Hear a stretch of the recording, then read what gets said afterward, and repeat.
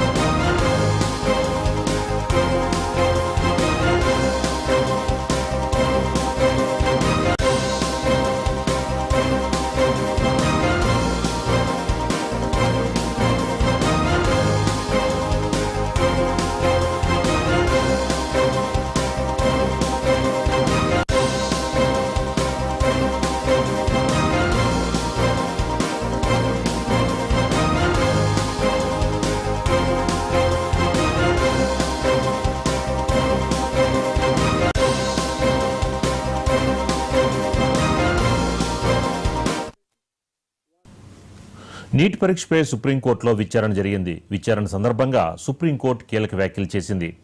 Neat ప్రశ్నాపత్రం leak అయిన మాట వాస్తవమంది supreme court.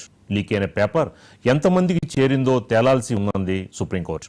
Paper లీక్తో ఇద్దరు విద్యార్థులకే సంబంధం ఉంది అంటున్నారంది సుప్రీంకోర్టు.